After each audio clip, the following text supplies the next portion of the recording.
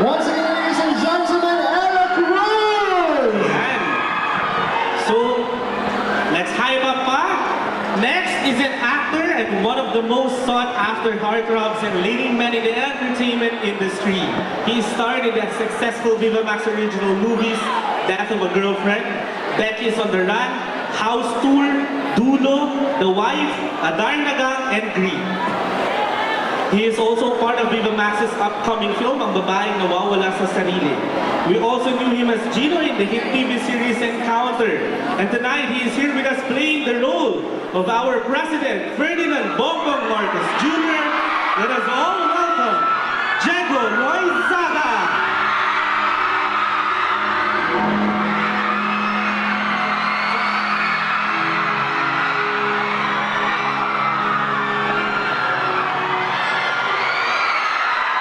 Magandang gabi po, Ilocos Norte! Gusto ko lang po magpasalamat sa grabe na suporta. Ang daming tao dito ngayon at mahal na mahal po. Ako po kayong lahat. Sana po magustuhan niyo po ang pelikula namin. Thank you for the support. Thank you very much.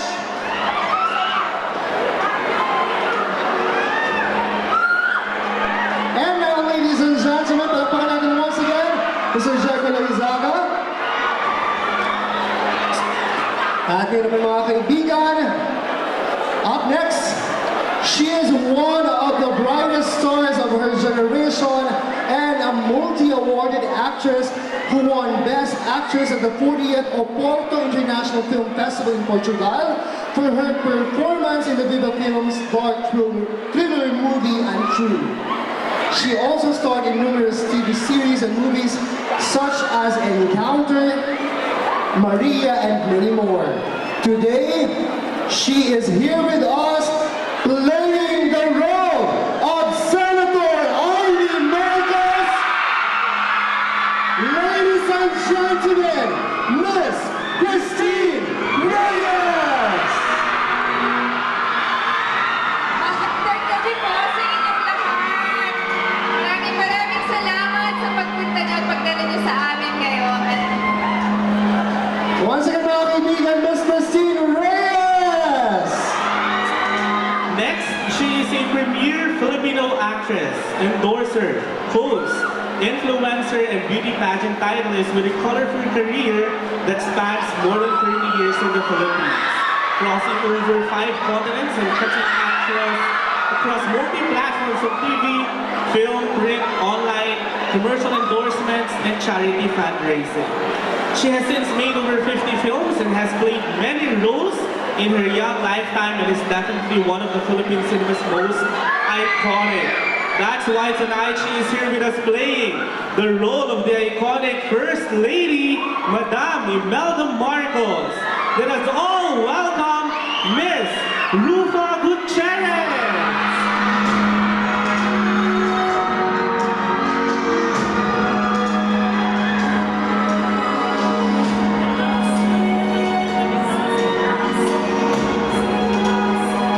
Hello, magandang gabi po sa inyong lahat. Ilocos, it's my second time here. Maraming salamat at ginawa niyong napaka-successful ang Maid in Malacañang.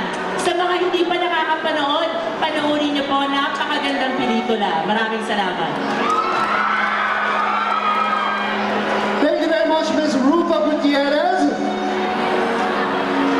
And of course, ladies and gentlemen, to complete our cast, we have here one of the prominent and award-winning actors in the industry who is also a film producer and director. We all knew him from the popular television sitcom Kaya ni Mister, Kaya ni Mrs. He also starred in the movies alias Waway, Manalo Matalo Mahal Kita, Acero, Jose Rizal, Bida si Mister, Bida si Mrs., Shabit Simpson's Story, Panaghoy sa Suba, which he produced and directed, Ligalig, Hitman El Presidente, Alfredo Eslimbi ang Toy Story, and Carlo J. Caparaces ang Panday. He garnered awards such as Best Supporting Actor in the Metro Manila Film Festival and Best Actor in the Brussels International Film Festival, Gawa Durian Awards, and in the Metro Manila Film Festival. He was also awarded Best Director for his film, Panaghoy sa Suba. And today, he's here with us, playing the role of Apu Lakay, the former President Ferdinand Marcos Sr. Let us all welcome Buboy himself, Mr. Cesar Montano. Naimbang na rabi, kada kayo aming. Magandang gabi po. It's an honor to be here. Sa malaking karangalan po makapiling ngayon ngayong gabi. Gusto ko lang pong batiin si Mayor Maid Hernando at Vice Mayor Paul Hernando. Pinababati namin ito kayo. Pinagmamaneho sa amin. Si Cesar din ang pangalan. Maraming po salamat. Sana po yung mga hindi pa nakakapanood ng Maid in Malacañang, panuorin niyo po ng 10 beses. Napakaganda po ng pelikula na talaga. And I'm so proud. Also, honor sa akin na makapili ko ang magagaling na artista dito kasama ko po. At napakagaling na director namin si Darren Liang. Maraming po salamat. Once again, ladies and gentlemen, Mr. Cesar Buboy Montano. And of course, to complete our celebrities tonight, behind the spectacular movie is a great mind. We have here the writer and director of the Viva Films blockbuster movie, Joe Paul, and the successful Viva Max's releases, Paglaki Ko Gusto Ko Maging Porn Star, Tililing, Kung Pwede Lang, The Run Serye, Ang Babaeng Walang Pakiramdam, Gluta, Revirginized, 69+1, Ang Manananggal na Nahahati ang Puso, Sarap Mong Patayin, and Barong Badings. Let us all welcome the director of the newest and most controversial Viva Films movie of this year, Maid in Malacañang. Gagayem Ken Kakabsat, Direk Daryl Yap!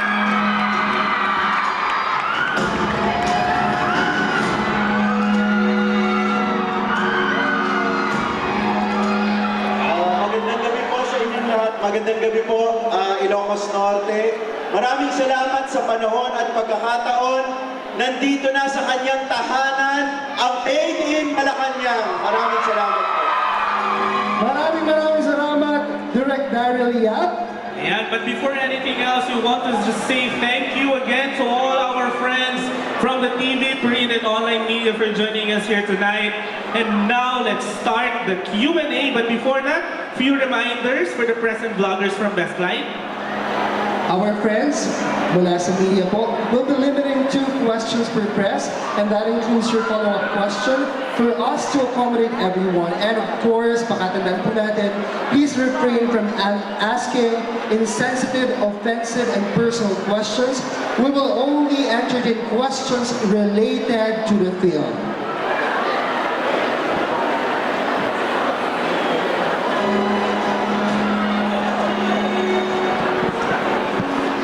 At ngayon naman mga kaibigan,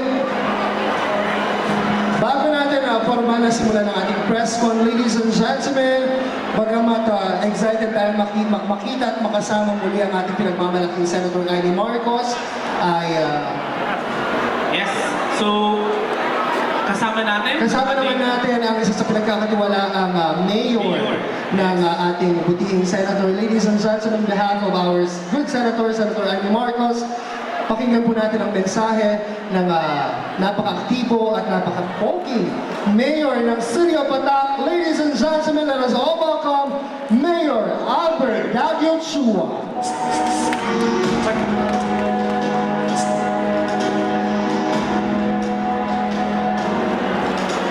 Thank you. Naibang kamalim ka na tayo amin.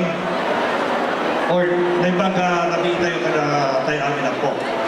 While our good senator cannot make it tonight, so I would like to welcome you all. Tayong lahat, papasalamat. Tayong lahat ay napakarami po ang inyong suporta at nagpapasalamat din kami sa buong cast. We started ng cast ng Maid in Malacañang. And of course, yung pagdala ng Viva Films kay Boss Vic, nandito tayo lahat. So, my fellow workers in government, kayong lahat na nandito, from the press, mga vloggers, Also, yung mga kababayan natin sa ibang bansa, welcome po tayong lahat sa premiere dito sa Ilocos Norte na Maid in Malacañang. Sa dami ninyo, sa suporta ninyo, nagpapasalamat ang ating mahal na senador sa inyong pagtanong. Sana'y, sabi nga nila, marami na uulit dahil marami na rin nakapanood for 3 days dito sa Robinson. So, sa inyo lahat, welcome at maraming salamat sa inyong pagtanong. Once again, ladies and gentlemen, Mayor Albert Chua of the city of Bataan. Ang hometown, of course, ng ating President. Alright, so now that we're ready, a reminder for our press and bloggers, we will be limiting to one question per press, and that is, alright, so for us to be accommodating everyone, no? But also, please refrain from asking insensitive, offensive, and personal questions. We will only entertain questions related to the film. So, makisama po tayo lahat. And first question, we have Bernard from RMN IFM. Please approach the microphone. Hello, good evening.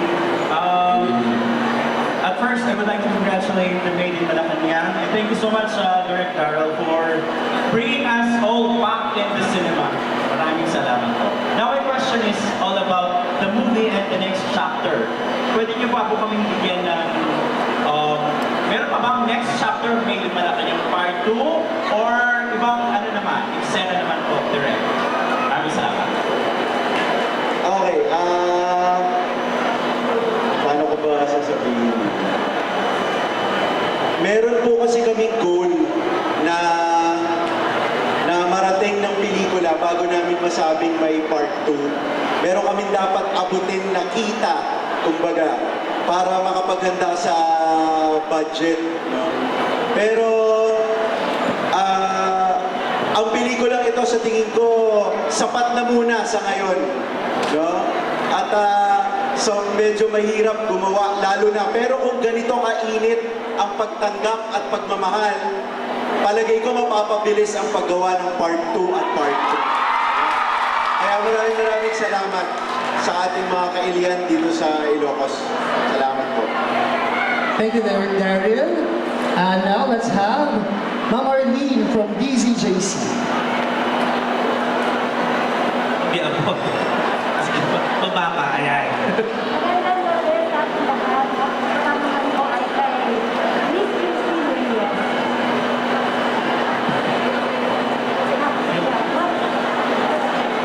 Ang katanungan ko ay para kay Miss Christine Reyes. Ano po ang paghahanda na ginawa niyo nung ibigay sa iyo ang role ni Senator Maid? Kasi buhang-buhan niyo yung shoes niya at paglakad niya.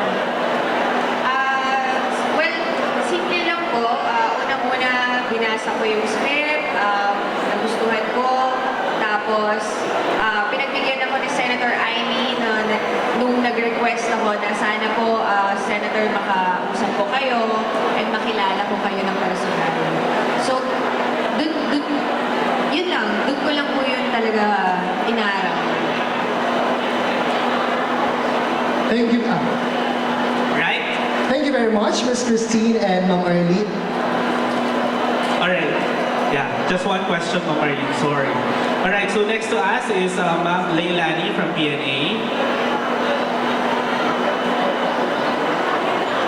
Hello, good evening po. This question is for Direct Daryl. Sir, what do you think is the biggest challenge in writing and directing this movie na pinaka-blockbuster po yata around the world? The biggest challenge would be facing all the bashers and detractors of the film, no? Alam ko, konti lang ang may lakas ng loob ipagtanggol ang pamilya ng pinakamahusay na Pangulo ng Pilipinas sa ating kasaysayan. Kaya ngayon, kasama ko ang mga pinakamatatapang na artista, umuwi kami ng Ilocos Norte para iparamdam sa inyo na ang inyong lalawigan ay mahal na mahal ng buong Pilipinas. Yun lang po. Sir, Salamat. follow-up lang. In coming up with the movie, do you think this will change the people's perception about EDSA? I have no intention to change people's minds, but I have intention to change people's hearts. No? Nasa sa inyo na yan, matatalino ang mga Pilipino, napakatatalino ng mga Ilocano. Alam niyo na kung ano ang dapat yung isipin at maramdaman. Thank you. Thank you so much, Direk and Ma'am Leila. And now let's have Sir Herdy from Ilocos Times. Good evening. To direct Daryl Yap.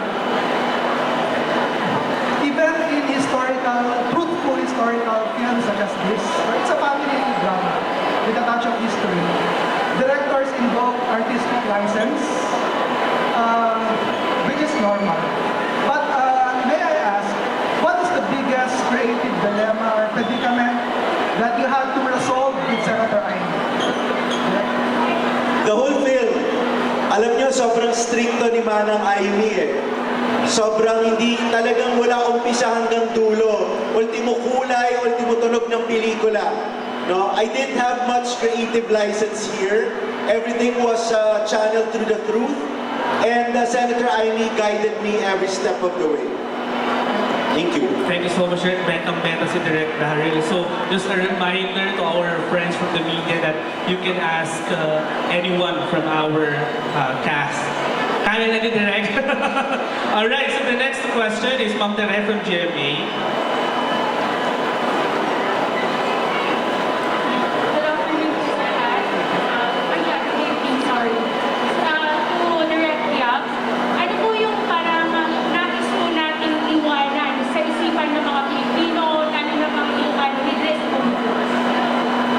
Meron akong tatlong katotohanan na gustong iwan sa kanila. Bilang ang tatay ko ay isang Ilocano din, no? Unang-una sa lahat, magkakaroon lamang tayo ng pagkakaisa kung tayo ay mag-uusap-usap at mapagdidiskusyonan ng ating kasaysayan. Pangalawa, ang lahat ay may pagkakataon para sa pagtatanggol sa sarili at kapatawaran.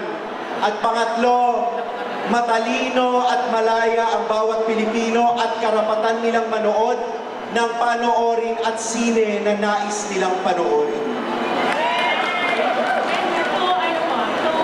Second question to Ms. Rufa. Ms. Rufa, yung corporate po natin kay Imelda Marcos, ano po yung pinakamahirap na part?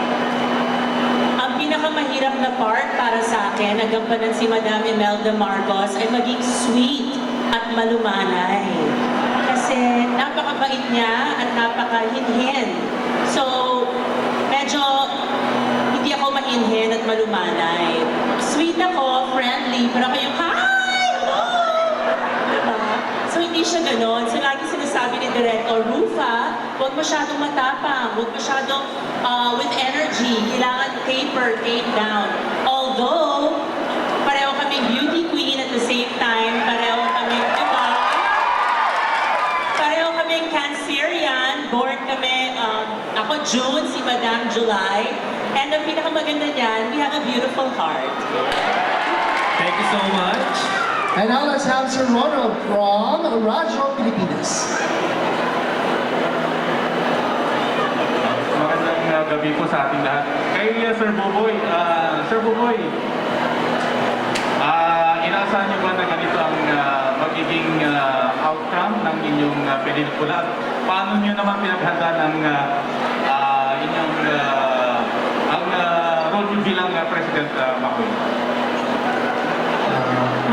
Una, it's very overwhelming yung respondent power. Nakakatuwa. We're so blessed, honored. Abot-abot ang aming basement at saka gulat kami, ganito pala kalakas ang pelikula, ganito pala. Kauhaw ang tao sa katotohanan na naitago ng napakatagal, 36 years to be exact. Paghahanda sa role, mahirap. Kasi ito yung mas maikli ang preparasyon ko para gawin yung role. Nung ginawa ko, lagi ko sinasabi, nung ginawa ko po yung Jose Rizal, I was given 7 months to prepare for the role. Ito po, wala pang 7 days.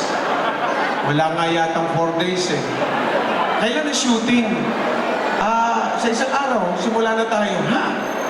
Ganon. Kaya lang, alam niyo po kaya ako tinanggap ito dahil kailan pa ulit kakatok ang oportunidad na ito na para gawin ng isang Cesar Montano, ang isang former President Ferdinand Emmanuel Edralin Marcos. Kailan pa? That's why I jumped into the character right away. Kinausap ko yung aking makeup artist na paano gagawin natin sa buhok. Baka iba maging itsura na baka magalit sa atin ang mga loyalists ng ni President. Kaya pinag-isipan namin mabuti na isang araw, halos dalawang araw kami nag-iisip para gawin yun. So it took me so much courage para gawin ito. But I'm so honored na ibigay sa akin itong role na to. I'm so privileged na ginampanan ko ang former president natin, Marcos. Maraming salamat. Maraming salamat, Sir Buboy and Sir Ronald. Ngayon naman, from one of the press, para po sa lahat ng cast ng Maid in Malacañang, how was it working with Direk Daryl and Senator Amy? And we'll start sa, of course, gumanap bilang PBBM, Sir Jagal Isaga. How was it working with Direk Daryl? Parang hindi kami nagtatrabaho. I was in a very safe space environment and lahat ng direksyon na binibigay niya sa akin may kasamang payo. No? Na I guess na pwede ko siyang gamitin sa personal na buhay ko kasi malapit siya din sa nanay ko at ngayon malapit na rin siya sa nanay ko. So it was really good work with her dad. I learned a lot. Marami akong natutunan sa kanya. At ayun, hanggang ngayon parang mag-playtime lang kami. Kanina nag-retreat po kami sa hotel room. Para kami nag-retreat. Yun lang po. Si Senator Amy po, kamusta din Sen Amy, okay. Sen Amy is always fun kapag dumadala siya sa set. Kinakabahan ako kung anong mangyayari, kung anong sasabihin ni Sen Amy, kung may babaguhin, kung may kailangan ayusin. Lagi ako naka-ready para, okay, hindi si Sen Amy, kailangan, hello po, kamusta po? But she's always so nice. She's always so polite, she always brings food. She always, kinakamusta lagi yung buong cast. So, nakakaano din. So, yung sa una, kung kinakabahan ka, pag nakilala mo na siya, para mawala yung kaba na yun. Kasi kita mo yung malasakit niya para sa lahat ng tao na gumanap at parte ng Maid in Malacañang. Thank you, Mr. Jagal Isaga. Ms. Christine? Working with Direk Daryl, it's fun. At the same time, I loved it because he motivates me very well. With Senator Amy, I love her kasi pinapakain niya kami ng masarap sa set. As in, the best food na natikman ko sa set. So, I love her. Sana all. Thank you very much, Ms. Christine. Ms. Rupa? Siguro feeling ko, pakiramdam ko, lahat kami, the first couple of days, punong-puno ng anxiety dahil syempre first time namin makatrabaho si Senator Amy at ako rin, si Direk Daryl. But mabilis na wala yon. And si Direk, masasabi ko, is very professional. Alam niya ang ginagawa niya. He has so much promise bilang direktor. At makikita niyo po yun sa Maid in Malacañang. And mabait, matalino, at saka wala siyang pakialam sa sinasabi ng iba. Kung ano sa tingin niyang tama, yun ang sinasabi niya. And that's what I love about him. He's very frank. And kay Senator Amy naman, usually hindi ako kumakain na ng pork. Pero dahil sa kanya, dahil lagi siya nagdadala ng bagnet, favorite ko na yung bagnet. Lagi siya nagpapakain nga talaga sa set. And she's very brilliant. Napakarami mong matutunan sa kanya. And masarap siyang pakinggan kasi everything that comes out of her mouth talagang may sense. Thank you very much, Ms. Rupa, Sir Buboy. Totoo po yun. Pinadadalhan po kami talaga ng pagkain sa set. At hindi po lahat ng ganun. So it was very easy for me to work with Direk Daryl and Senator Amy. Kasi maging magaang na kagad yung kalooban mo, napaka-relax lang sa set, kahit na napakahirap ng ginagawa sa bawat eksena, napakahaba po ng bawat eksena pag napanood niyo po yung pelikula. And ang masasabi ko po, kahit I've worked with several directors already, pero iba po ito si Direk Daryl. Kala ko dahil napakabata, mas maraming alam sa akin ito, mas natututo pa ako sa kanya. Napaka-brilliant director. Ito po ang isang future director na napaka-brilliant. Talaga. Pagmamalaki ko talaga itong director ko. And si Senator Ivy, talaga totoo sinabi ni Christine, nung hiningian namin siya ng time to sit down, kasi lalo na ako, wala na si Apo so paano yun? Sa kanya na lang, so nagtatanong po kami sa kanya. Talagang sinasabi niya lahat.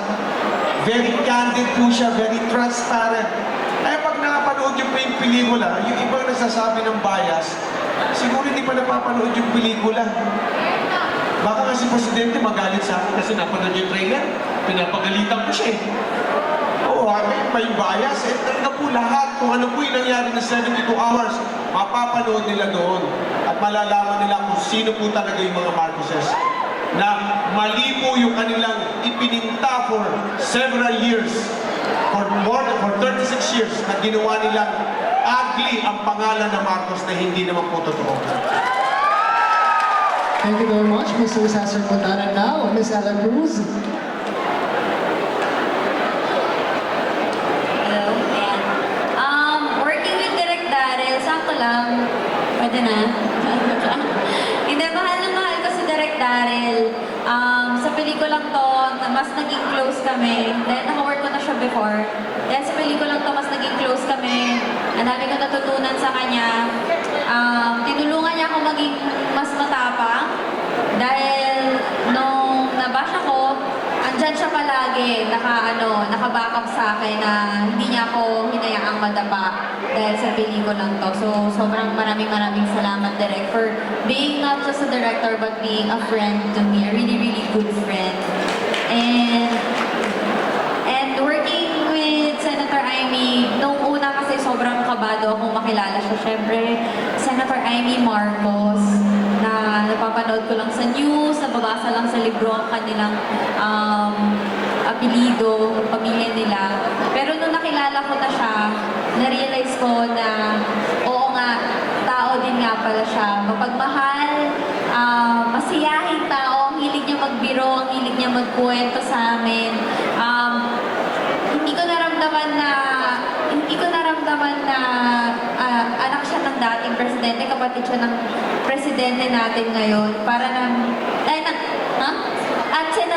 At senador. Hindi ko naramdaman yung ganong mataas siya. Kapantay namin siya, kasabay namin siya kumakain. At higit sa lahat, na-inspire ako sa kanya, lalo nung time na nababash ako.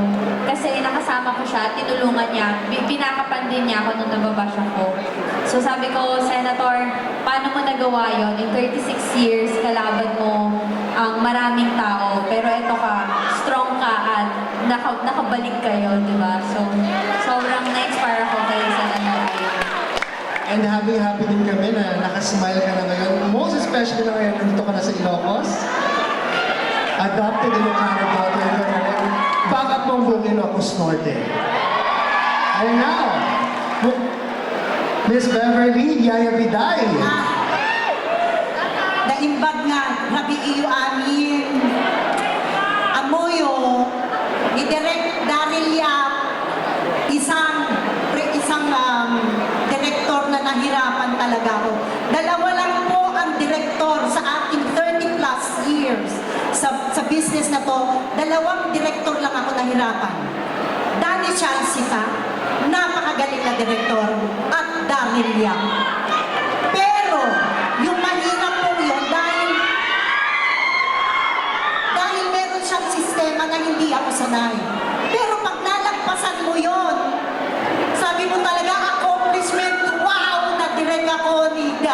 Kaya talagang accomplishment po para sa akin yan. Ngayon, pagdating naman po kay Manang Amy, ay na, dagtuyang idi, maminsan nga nag-birthday ni Apo Lakay, nag-perform ak ditoy. Isa nga,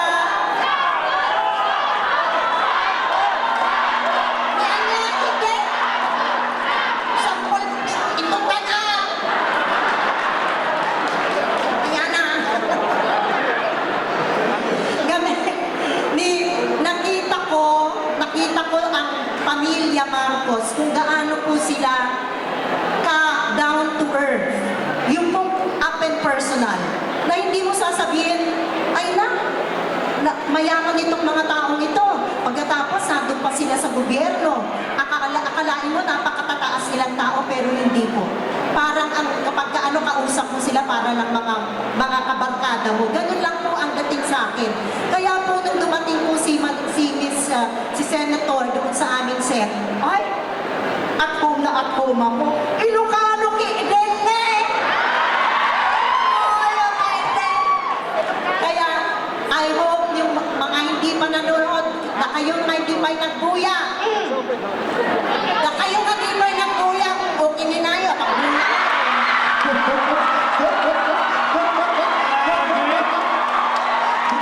Ayan na. Ayan po mga kaibigan, makita tayo nag-apo ni Madam Beverly, kaya isulat niya ang artista na bersyon na Ilocana ng Marites. At ngayon naman mga kaibigan, kung meron lang Ilocano yaya, si Yaya Biday. Ngayon naman, ang paboritong yaya ng pamilya, Yaya Santa! Yes, kung meron ng mga naligaw na mga kababayan ko dito, maupay nga gabiha iyong atanan. So, alam naman po natin na dalawa po ang probinsya ng mga Marcoses. Si Madam Imelda po ay aking kababayan from Leyte. So, we speak waray-waray, no?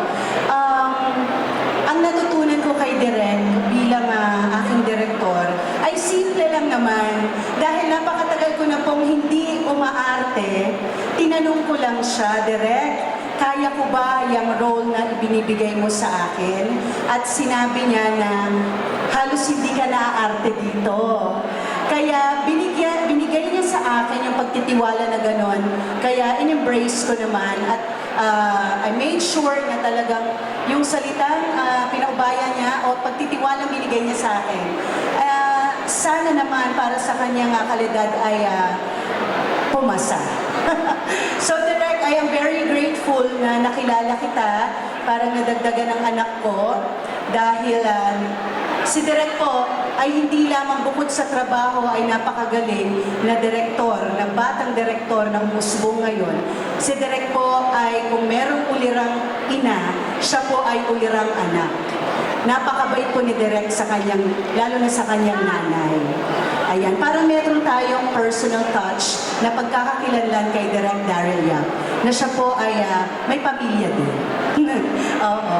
And of course, Senator Amy, as far as I can remember, nagka-campaign na po ako dito. Matagal na nung siya pa ay gobernador lamang, governor pa lamang. And kung hindi ho ako nagkakamali, kasama ko si Daniel noon na dumating dito. 2013, ayan. So, hindi na ho malayo sa akin at matagal ko na po kami nga magkakilala. Kaya I'm very excited, maraming salamat na isa ho ako sa napili na makasama dito sa pelikulang Maid in Malacañang. Salamat. Thank you very much, Ms. Carla. Ngayon naman, mabalik na tayo sa ating mga kaibigan na press. Alright, so tuloy natin. This is Balitang Ilocos Online.